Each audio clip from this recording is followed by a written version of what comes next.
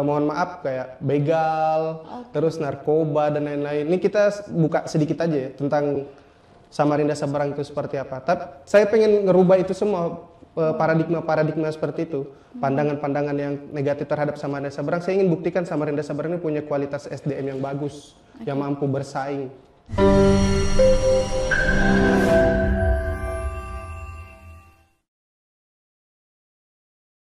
Oke, kalau kita bicara tentang politik itu pastinya sangat menarik, juga menggelitik.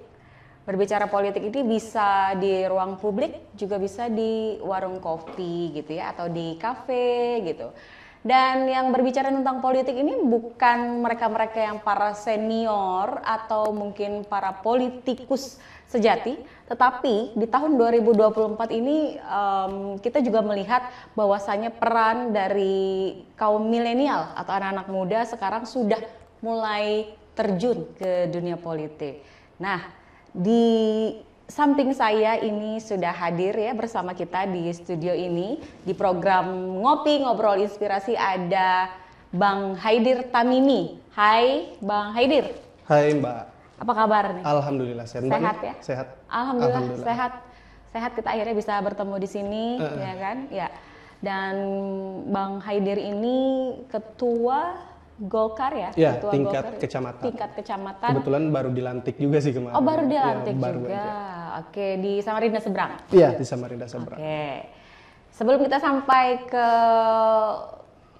politik 2024 ya kan, kita juga pengen tahu dulu mungkin dari pengalaman Bang Haidir sendiri hingga akhirnya benar-benar terjun di partai politik. Apa yang kemudian menginspirasi atau kemudian yang memotivasi seorang Bang Haidir untuk bisa berpartisipasi di partai politik atau terjun di dunia politik? Apa memang karena keluarga atau mungkin karena rasa penasaran gitu ya kan?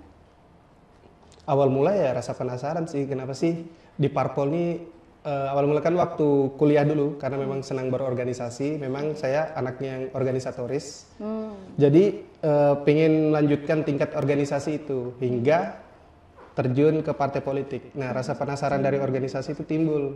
Melihat juga di TV nasional para pejabat-pejabat yang memang banyak lahir dari partai politik dan kebetulan dari dulu cita-cita memang ikut bisa terlibat entah menjadi pejabat atau jadi di legislatif sebagai anggota dewan. Dan itu rasa penasaran saya hingga saya bisa terjun ke dunia politik dan alhamdulillah masuk parpol di partai politik. Oke. Tahun berapa? 2019-2020 kayaknya, baru kurang lebih 3-4 tahun kan. Kemudian itu langsung terjawab rasa penasarannya di situ? Rasa terjawab penasaran. Dan juga di partai politik ini sendiri selama 4 tahun saya banyak belajar juga cara mengimplementasikan gagasan, ide, dan juga memang di partai politik ini salah satu yang efektif untuk bisa menyampaikan aspirasi. Tapi bukannya kalau kita terjun di partai politik itu situasi yang panas, situasi yang kemudian tiba-tiba berubah jadi dingin gitu ya kan? Semua cuaca rasa-rasanya ada di politik gitu. Banyak. Dari mendung, hujan, ibaratnya gitu kan, ada semua di sampai disambar petir pun juga bener, ada ya. Iya. Dari teman bisa jadi lawan, lawan bisa jadi kawan. Banyak semua hal tuh di politik karena kan kalau kita bicara politik ya merupakan seni untuk mencapai sesuatu. Jadi di politik itu seni. Jadi kita sebagai politikus ini ibarat dari menurut saya pribadi itu seniman yang bisa menyampaikan gagasan hingga mencapai sesuatu yang kita inginkan. Ada keuntungan nggak sih ikut di partai politik? Keuntungannya salah satunya ya kalau kita bicara politik ya ide gagasan kita, apa yang kita mau untuk daerah kita, kita bisa sampaikan di politik, di partai politik itu. Tapi ini ngomong-ngomong mau terjun untuk berpartisipasi ikut legislatif juga, duduk di sana atau hanya bersosialisasi saja? Untuk sekarang kebetulan juga masih terbilang baru menurut saya. Dari 2020 hingga 2024 memang masih butuh belajar lagi di partai politik. Kalau rencana duduk di legislatif pasti ada, karena tujuan dari partai politik juga untuk bisa menyampaikan ide gagasan juga melalui legislatif tersebut. Dan legislatif pintu awalnya di partai politik. Jadi kita rencana nanti di periode depan baru mau maju. mau bertarung di kontestasi Setelah politik. 5 tahun Setelah 5 2024. tahun. Tapi kebanyakan sekarang walaupun mereka belum ada dunianya di partai politik gitu ya, Iya. atau mungkin hanya karena momennya bagus aja gitu, Iya. sering dapet job misalnya gitu, Bener. atau mungkin kenalannya orang-orang parpol gitu ya kan? Karena reputasi. mungkin gitu Betul, ya kan, terus langsung diajak lah Iya. untuk maju di pesta demokrasi Iya. 2024 ini tanpa ada pengetahuan atau mungkin juga pengalaman Bekal. pengalamannya ya di perpolitikan gitu. Hanya sekedar rasa percaya diri yang nomor 1. Itu gimana ngeliatnya? Ya, kalau kita bicara partai politik ini kan ibaratnya wadah ya. Karena kan kita juga di Indonesia sendiri warganya itu punya background yang berbeda-beda dari bakat dan lain-lain. Dan partai politik ini wadah untuk kita bisa menyampaikan bakat kita juga, ide, gagasan kita. Dan di situ juga orang yang punya reputasi tinggi juga tidak ada salahnya juga untuk bisa masuk. Partai politik juga bisa naikkan reputasi partai politik itu sendiri dengan cara merekrut orang-orang yang udah terkenal misalnya. Cuman kembali ke partai politik lagi, karena di partai politik sendiri kan masing-masing mempunyai visi dan misi dan peraturan yang harus ditaati oleh kader-kader partai di situ. Jadi masuk di situ nanti kita mungkin ada pengkaderannya untuk bisa diarahkan, dikasih bekal pengetahuan seperti itu. Tapi kalau melihat sekarang ini banyak sekali anak-anak muda atau mungkin juga yang lagi tren ya. Iya, lagi masuk tren banget politik. ya, yang milenial tuh Tiba-tiba kemudian caleg gitu. Betul, langsung maju untuk caleg 2024 ini gitu. Senang gak sih sebagai kaum milenial kemudian juga banyak yang berpartisipasi atau turut serta gitu untuk memeriahkan pesta demokrasi 2024? Sangat senang. Karena kenapa? Yang pertama itu kita harus melek terhadap politik. Karena politik itu bisa menyelesaikan suatu masalah. Bukan nambah masalah politik? Bisa suatu menyelesaikan masalah, bisa menambah masalah. Semua tergantung dari masing-masing yang menjalankannya. Jadi seperti itu. Jadi anak muda, apalagi kita masuk di momen bonus demografi ya, pertumbuhan penduduk usia produktif, apalagi di angka kurang lebih 60% kalau nggak salah, anak muda. Ya kalau terjun politik, kenapa enggak gitu? Karena 2024 juga momentum awal kita sebagai anak muda harus menjadi pemimpin. Betul. Ya, tapi tidak kita harus berkolaborasi juga dengan yang senior. Karena apa? Kita juga harus bisa diarahkan, tetap kita sopan, kita harus saling menghargai satu sama lain. Nggak langsung tabrak-tabrak masuk gitu ya. Tapi kan pada faktanya kita lihat bahasanya tanpa permisi gitu kan langsung aja jadi. Tapi kita lihat aja sih kembali ke pribadi masing-masing. Mereka masuk politik itu memang hanya gaya-gayaan atau memang mengimplementasikan ide apa yang pengen mereka rubah untuk bangsa. Atau jangan-jangan memang dia sudah punya reputasi kemudian dengan ikut di sini di kontestasi perpolitikan ini untuk menaikkan pamornya lagi kemudian ya. Bisa jadi. Bisa jadi juga untuk mencari keuntungan yang lebih daripada sebelumnya gitu. Bisa mengamankan bisnis. Betul. Juga kan parpol hanya wadah. Betul. Tergantung hanya dari memfasilitasi lah ya, gitu tergantung ya. dari orangnya juga lagi. Jadi kita kalau bicara anak muda dari saya pribadi kan memang investasi sosial itu penting bagi saya. Karena kenapa saya masuk politik? Karena ada keinginan saya untuk merubah khususnya di daerah saya. Kebetulan saya tinggal di daerah Samarinda Seberang. Ada beberapa hal yang ingin saya perbaiki, apalagi di Samarinda Seberang sendiri itu. Itu artinya dari sebuah gagasan tadi? Dari sebuah gagasan tadi. Oke. Apa tuh gagasannya? Dari Samarinda Seberang ini kebetulan lahir dan besar di Samarinda Seberang. Yang saya lihat pergerakan dari Samarinda Seberang dari warganya itu memang bergerak di bidang sektor pariwisata dan UMKM. Oke. Nah di situ kebetulan juga saya yang senang di bidang itu, apalagi juga saya pengen memperjuangkan pendidikan juga salah satunya di Samarinda Seberang ini. Jadi saya ingin warga di Samarinda Seberang ini kualitasnya bisa skala nasional juga, warga-warga Samarinda Seberang. Apalagi kita lihat warga Samarinda Seberang ini di kota itu berpandangan mohon maaf negatif. Kita lihat warga Samarinda Seberang berpandangan negatif itu dalam artian kayak mohon maaf kayak begal, terus narkoba dan lain-lain. Ini kita buka sedikit aja ya tentang Samarinda Seberang itu seperti apa. Tapi saya pengen ngerubah itu semua paradigma seperti itu, pandangan-pandangan yang negatif terhadap Samarinda Seberang. Saya ingin buktikan Samarinda Seberang ini punya kualitas SDM yang bagus, yang mampu bersaing. Apalagi kita masuk di apa ya IKN, pemerintah sudah nunjuk Ibu Kota Nusantara di Kaltim dan Samarinda juga salah satu penopangnya, kota penopangnya. Dan itu juga Samarinda Seberang harus bisa berpartisipasi di Ibu Kota Nusantara. Dengan cara apa? Kita harus tingkatkan kualitas sumber daya manusianya. Dengan Khususnya cara apa? yang ada di daerah Khususnya di daerah Seberang Samarinda dulu gitu Seberang, ya. Dan juga kita berikan pelatihan-pelatihan dan lain-lain juga UMKM untuk bisa mandiri. Karena juga berpandangan kita lihat aja ya, dulu tuh orang banyak lihat sukses itu lihat orang bisa masuk polisi, mohon maaf, ASN dan lain. Kita coba merubah untuk bisa berpikir sedikit mandiri. Dengan cara apa? Kita coba melakukan pelatihan usaha dan juga kita harus membuka lapangan pekerjaan tuh seluas-luasnya, tidak hanya terpaku pada pemerintah. Pemerintah sudah bisa memberikan fasilitas tergantung dari kitanya. Jadi kita juga tidak sepenuhnya harus menyalahkan pemerintah karena kalau bukan dari kita siapa lagi yang harus bergerak kan. Jadi kita harus mandiri juga. Kita manfaatkan fasilitas pemerintah, kita harus kembangkan dengan diri sendiri. Jadi seperti itu. Jadi bisa membantu perekonomian yang ada di Samarinda Seberang juga gitu ya, dapat meningkatkan kesejahteraan masyarakat yang ada di sana juga gitu ya. Jangan hanya bertumpu atau berharap pada pemerintah kota saja, karena memang pemerintah kota sendiri rasa-rasanya kalau untuk menampung semua kan nggak mungkin. Apalagi kita gitu. lihat APBD kita ya terbatas gitu, karena kan tidak bukan. Tapi alhamdulillah kalau sekarang udah naik sih, ya kan? Iya, alhamdulillah udah naik. Betul.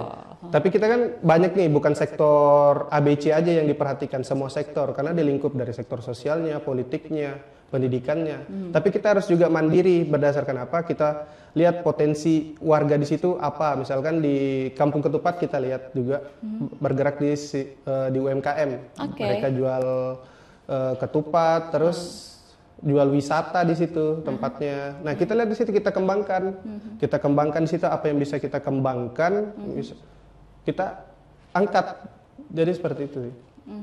Oke, jadi sektor pariwisata tadi ya di situ ya dilihatnya UMKM gitu ya. Tapi hal yang paling mendasar memang pendidikan sih. Kalau menurut saya pribadi, karena apa? Pendidikan itu yang bisa kita tahan dulu deh kayaknya pendidikan, ya kan? Biar penasaran aja yang lain. Jadi kita bahasnya di segmen 2 gitu. Boleh. Iya. Jadi segmen 1 tadi sampai di sektor pariwisata dan juga UMKM. Dan kita harus istirahat dulu karena sudah disuguhkan kopi ini, persembahan SKP. Mantap. Ya kan? Jadi boleh diseduh dulu kopinya. Sponsor. Iya. Nanti kita lanjutkan lagi di segmen 2. Oke? Dan pemirsa kita akan kembali lagi.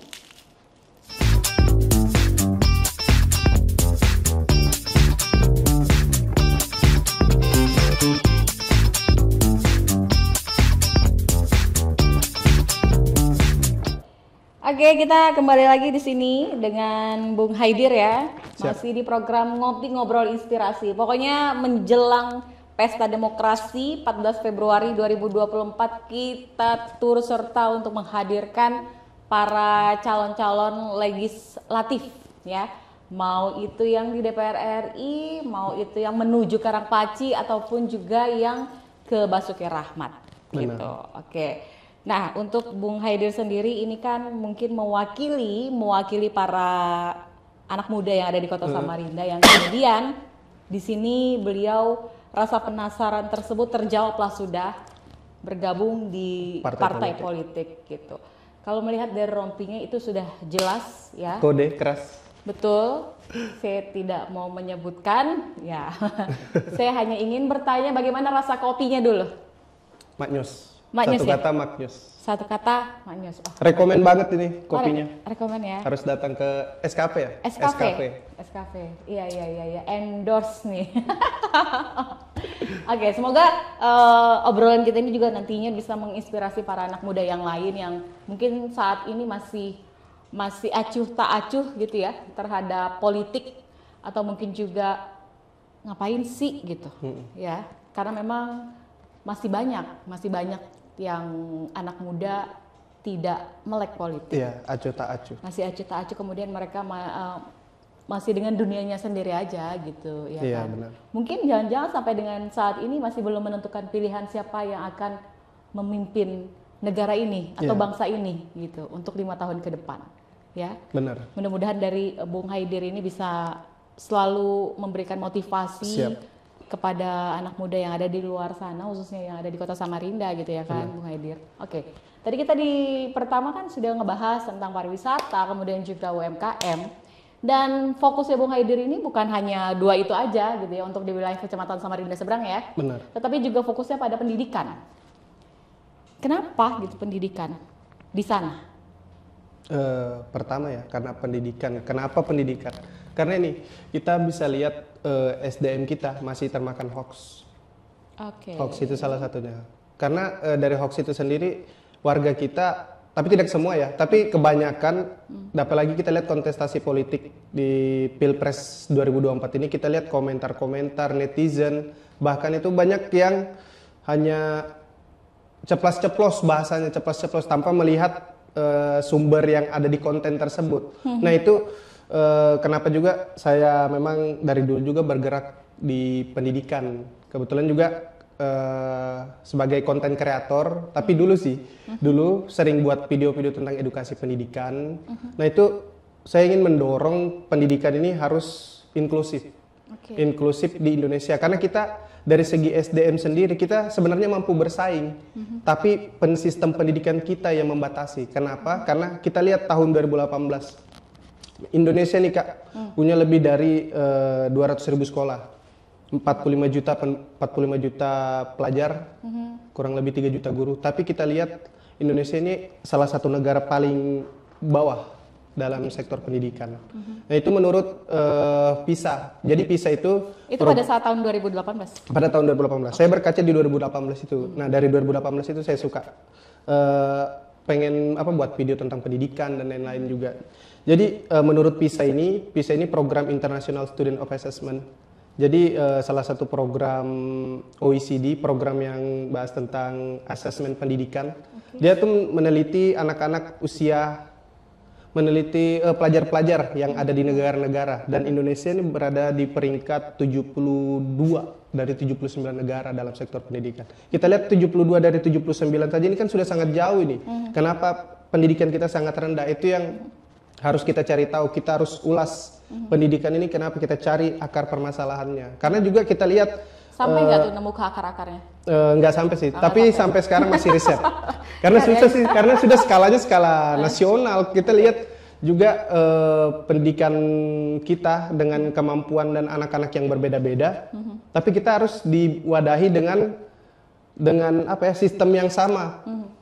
Nah itu menurut saya kan, saya lihat ada di konten di YouTube juga, dibaca di artikel juga tentang pendidikan Jepang. Di Jepang itu dari awal-awal umur dari 6 sampai belasan tahun mereka mengedepankan pendidikan karakter. Sedangkan kita langsung dihantam dengan pendidikan formal. Pendidikan formal seperti baca tulis. Tapi baca tulis itu memang penting. Cuman mereka siap nggak nerima gitu untuk menerima menerima kayak belajar huruf dan lain-lain. Sedangkan di Jepang sendiri mengedepankan pendidikan karakter dulu. Karakter itu untuk kita biasa saling menghargai. Karena kita lihat juga kita dengan berbagai macam suku, agama, tapi kita masih suka rasis di internet. Dan itu yang saya sangat sayangkan, bahkan seorang kepala negara pun dihina. Kepala negara dihina. Itu kenapa kita coba menghargai dulu satu sama lain. Nah, itu sih yang bikin saya untuk menyongsong pendidikan dan mengutamakan pendidikan karakter. Jadi itu latar belakangnya ya? Iya. Panjang juga kalau kita bicara tentang latar panjang sebenarnya. Kita nggak sampai 1 jam itu lebih gitu ya? Iya. Panjang kalau kita bicara pendidikan. Tapi kalau untuk di daerah Samarinda Seberang sendiri, anak-anak di sana untuk pendidikannya udah ini ya semua? Alhamdulillah udah. Bagus ya? Sebelumnya juga kan berapa kali saya buat kegiatan juga di lingkup-lingkup, mungkin pesertanya itu sekolah-sekolah, lomba gerak jalan set kan saya buat kemarin juga melalui partai saya juga. Ya alhamdulillah partisipasinya juga banyak, dan di situ kita lihat juga mereka ternyata aktif juga mau berkegiatan di luar sekolah, dan juga di pendidikan di sana juga anak-anaknya aktif juga. Kemarin saya sempat buat program ngajar di jalanan. Kebetulan saya ngajarnya di daerah Masjid Tua, di dalam Masjid Tua Siratal Mustaqim itu. Anak-anak banyak yang semangat, antusiasnya belajar segala macam. Tapi kami terkendala ini sih biaya, biaya juga fasilitas. Karena jadi kami rogoh kantong partai sendiri. tidak memfasilitasi atau bagaimana? Tapi itu bukan dari partai kemarin, dari organisasi saya yang sendiri kemarin. Organisasi saya sendiri sebelum masuk partai kemarin itu. Udah lama sih sebenarnya, cuman saya pengen buat kayak gitu lagi, cuman terkendala fasilitas dan biaya. Jadi seperti itu, makanya saya coba masuk partai untuk bisa mewujudkan itu kembali. Tapi kita lihat lagi sih stigma orang mungkin pas masuk parpol baru bergerak. Nah itu sih sebenarnya karena apa ya, orang-orang masih berpandangan ini bukan di daerah Samarinda Seberang, maksudnya di skala luas. Orang melihat partai politik ini masih apa ya, stigmanya negatif itu. Itu yang menjadi pertanyaan saya. Padahal partai politik ini cuma wadah, hanya orang-orang oknum di dalamnya aja sebenarnya yang menyalahgunakan gitu kan, wewenangnya segala macam. Padahal tapi memang bukannya begitu ya, bukan hanya kebanyakan parpol. Sih bukan sebenarnya. hanya parpol itu kan kejadian seperti itu bukan hanya parpol. Benar. Kalau kita bicara tentang oknum itu bisa terjadi di mana saja, mau itu pemerintahan ya kan, mau itu di institusi kepolisian misalnya gitu, tentara dan segala macam lainnya, itu bisa saja terjadi gitu. Hanya karena oknum-oknum tertentu kemudian ini membuat masyarakat akhirnya memandang hal-hal tersebut jadi tidak baik gitu kan, negatif gitu. Iya, jadi itu sih sebenarnya hanya karena beberapa orang satu lembaga yang dijudge. Padahal tidak semua tidak semua orang. Kita lihat di DPR. DPR ini kita lihat skala statistiknya penyuka DPR lembaga ini berapa? Paling rendah. Padahal di DPR itu tidak semua orang-orang jahat. Padahal DPR ini kan juga lembaga legislatif itu, lembaga pengawasan. Nah, jadi kenapa sampai sangat tidak suka terhadap partai politik itu sendiri maupun lembaga-lembaga lain gitu sebagai lembaga DPR, karena lembaga DPR ini juga penting. Gimana pun juga DPR ini masuk lembaga di trias politika, kan kita ada eksekutif, legislatif dan yudikatif. Betul. Di legislatif sendiri ini terdiri dari fraksi dari parpol itu. Iya. Jadi seperti itu sih. Kita juga pengen tahu nih Bang Haidir, program yang sudah dilaksanakan Bang Haidir selama menjadi ketua ini ya partai gitu di Samarinda Seberang, selain tadi mungkin ada yang gerak jalan ya tadi ya. Terus apalagi sih waktu pertama-tama kalinya yang kemudian di Samarinda Seberang ya? Di partai politik pas masuk parpol. Ini pelatihan tata kelola destinasi wisata. Kebetulan datangkan DPR RI Komisi 10 dan Kementerian untuk memberikan pelatihan-pelatihan di sana. Kebetulan di daerah Kampung Ketupat, di daerah Kampung Tenun juga kemarin saya undang TV Parlemen. Langsung skala nasional saya undang TV Parlemen untuk bisa nyorot Kampung Tenun. Ini pada tercengang atau gimana nih? Tegang sama nih. Iya. Jadi itu sih, ibaratnya saya gunakan koneksi-koneksi saya karena kalau tapi kita koneksi aman aja ya, stabil. Insya Allah stabil. Jadi itu sih, juga sebelum juga masuk parpol juga saya sering buat kegiatan, di daerah Samarinda Seberang, mungkin lomba-lomba memperingati 17-an juga untuk memeriahkan kampung. Kebetulan juga ini juga buat kalau bulan puasa itu ada namanya beduk sahur. Nah, itu kebetulan juga saya pernah terlibat juga. Ada tujuannya untuk bisa menarik hati masyarakat agar melihat bahwa partai ini iya.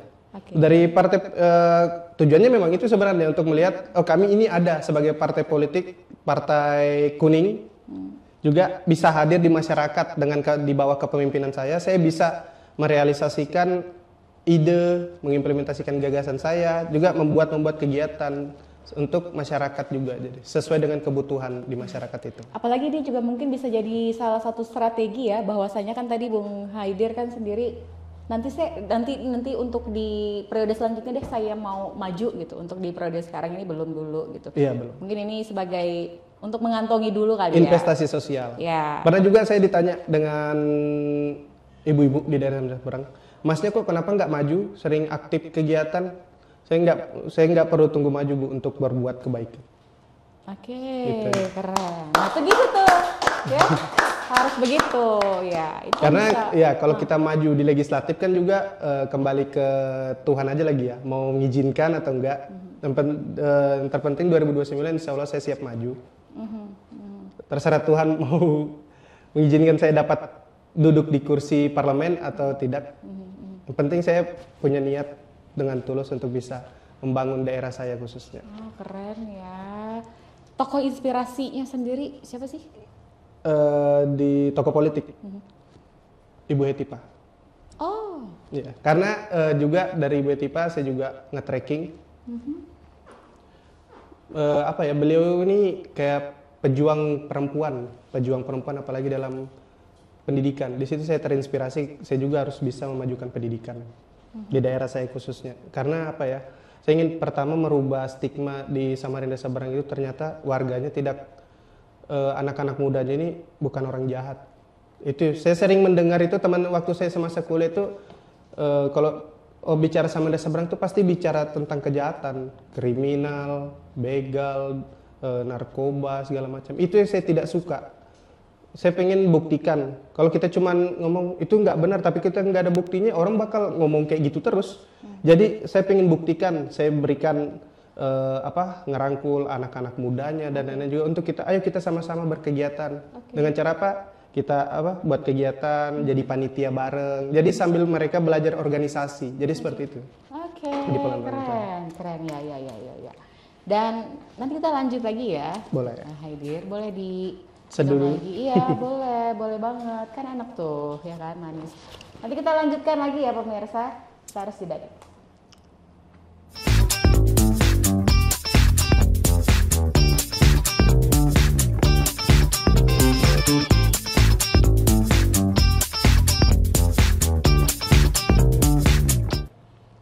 Gak kerasa nih, Bung Haidir, kita nggak taunya udah di segmen terakhir, gitu, ya kan? Oke, tapi dari obrolan kita di awal sampai yang tadi di segmen kedua tuh memang udah sangat menginspirasi banget gitu ya, bahwasanya kita bisa berbuat gitu. Benar.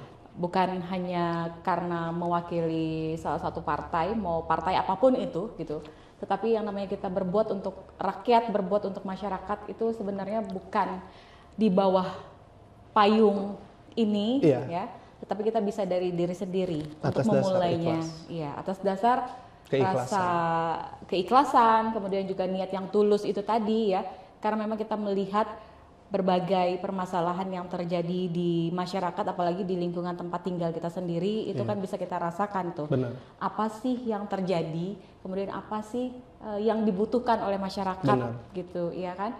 Dan itu orang-orang yang kemudian sudah duduk di kursi panas ataupun di legislatif itu juga seharusnya bisa melihat langsung gitu ya kan, apa yang kemudian dibutuhkan oleh masyarakat gitu, supaya bisa kepilih lagi. Kan gitu ya kuncinya ya kan. Nah, jangan sampai ketika kita sudah dipilih sama rakyat terus lupa diri. Itu sih. Hampir rata-rata kan banyak kejadian yang seperti itu ya, dan juga banyak ucapan-ucapan seperti itu juga kan gitu. Nah, di segmen ini tuh mungkin dari Bang Haidir sendiri ingin mengajak para anak muda atau mungkin juga kaum milenial, Gen Z gitu ya. Ini yang lagi rame kan Gen Z, yang lagi menjadi fokus perhatian itu kan memang Gen Z gitu. Karena kenapa Gen Z? Ya itu tadi agak-agak susah-susah gampang sebenarnya gitu untuk mengajak mereka berpartisipasi, memberikan hak suaranya di tanggal 14 Februari 2024. Apalagi kan juga itu bertepatan dengan Hari Kasih Sayang ya. Gitu. Hari Kasih Suara sekarang. Betul, Hari Kasih Suara. Jadinya jadi Hari Kasih Sayang dan Hari Kasih Suara. Pilih coklat atau pilih surat suara. Coklatnya surat suara sama coklat dimasukin aja sekalian ya kan? Iya, itu surat suara ya. Tadi aku mau nyebut uang gitu, ya kan? Nah itu. mau terima coklat atau mau terima uang. Kalau saya sih mau dua-duanya, kan coklat bisa dimakan. Terus kalau coklatnya habis terus beli lagi pakai uang itu. Beli lagi ya, kan gitu. Jangan begitu ya, jangan begitu ya. Pokoknya yang jelas itu untuk anak-anak muda di luar sana, khususnya di Kota Samarinda, apalagi Kalimantan Timur lah ya.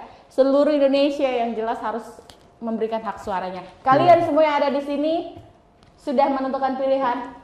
Sudah ya. Umurnya berapa sih kalian di sini? Ber-KTP semua kayaknya nih. 54. Oh, salah ya. 54. Oke, tapi sudah ya. Capresnya sudah. Sudah pasti dong. Sudah, Bang. Ah, kuning. Oh enggak, salah. Salah. Calegnya udah ya. Wakil-wakil rakyatnya. Ini jangan-jangan cuma hanya milih capres dan cawapres, tapi nggak memilih wakil rakyat.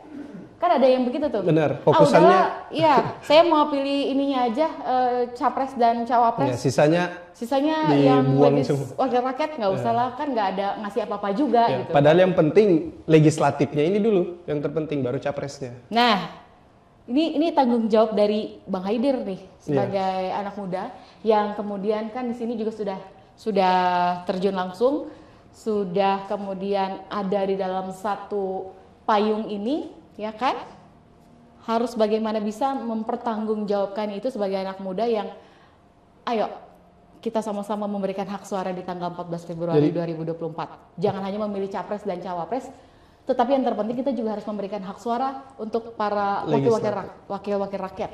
Benar. Jadi gini, satu suara orang jahat itu sama dengan satu suara orang baik, sama-sama dihitung satu. Kalau kita buang suara kita tidak pakai, orang jahat kemungkinan besar bakal mengambil hak suara kita. Kalau memang kita ngerasa kita orang baik, kita harus gunakan hak suara kita. Jadi kita harus menghapus satu orang jahat ini dengan satu orang baik. Jadi kita harus melipat gandakan orang baik, menghapuskan satu suara orang jahat itu. Jadi seperti itu sih. Jadi untuk seluruh anak muda khususnya, apalagi pemilih-pemilih milenial, kita tetap bisa harus menentukan pilihan pemimpin-pemimpin atau wakil rakyat kita juga dengan track record. Kita harus bisa melihat track record calon-calon pemimpin kita. Bukan hanya bicara soal money politik segala macam. Karena money politik itu sesuatu yang instan yang bakal memundurkan negara, memundurkan kualitas negara. Karena kita tidak tahu dengan uang tersebut orang ini kualitasnya bagus atau enggak. Hanya karena dengan uang. Tapi kalau kita bicara dengan aksi nyata berdasarkan track record yang ada, pemimpin ini berhak untuk dipilih. Jadi seperti itu sih. Dan mudah-mudahan di 14 Februari 2024 ini bisa berjalan dengan kondusif ya. Kondusif, Kota Samarinda. Amin, berjalan dengan damai. Pokoknya di seluruh Indonesia lah. Seluruh Indonesia kita harus memilih, walaupun kita beda pilihan, kita tetap di bawah bendera merah putih. Jadi seperti itu. Jadi kan pemilu itu pemilu yang bersih, jujur, sehat, damai, jujur, bermartabat dan juga berintegritas. Siap. Mudah-mudahan pemilu di 2024 pesta demokrasi ini bisa berlangsung dengan meriah juga, ya kan? Merayakan sama-sama. Betul, semua itu dapat berpartisipasi, baik itu yang kalangan senior maupun juga yang junior gitu. Kita berkolaborasi. Betul, kita satukan semuanya untuk Indonesia ini, untuk bangsa kita juga, dan mudah-mudahan siapapun yang terpilih nanti, baik itu calon presiden maupun wakil presiden ataupun juga wakil-wakil rakyat ini, itu bisa mempertanggungjawabkan segala tugas-tugasnya gitu. Oke? Terima kasih Bang Haidir sudah. Kak, mau satu pesan boleh untuk seluruh? 2 juga boleh. Oh boleh. 3 pun juga boleh. 5 ya. Apa tuh? Ya, jadi gini, untuk seluruh rakyat Indonesia khususnya penonton ini ngobrol inspirasi. Yes. Saya ingin berpesan pada Anda, Indonesia itu kita. Bukan aku, kamu, dia, dan mereka. Kita satukan tujuan, kita buat persatuan, diskriminasi coba kita buang. Indonesia. Keren. Oke, terima kasih Bang Haidir ya. Mudah-mudahan nanti kita bisa undang lagi di podcast ini, dan dengan pembahasan yang lain kita nggak membahas tentang politik. Karena mungkin nanti diundangnya setelah pemilu ya kan. Jadi kita bahasnya yang lain-lain lagi. Boleh. Mudah-mudahan ini juga bisa menginspirasi untuk semuanya, teman-teman yang ada di sini juga ya. Terima kasih teman-teman ya.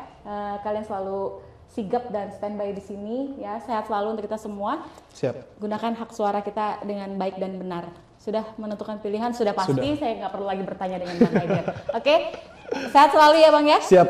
Saya Sindarti, sampai jumpa.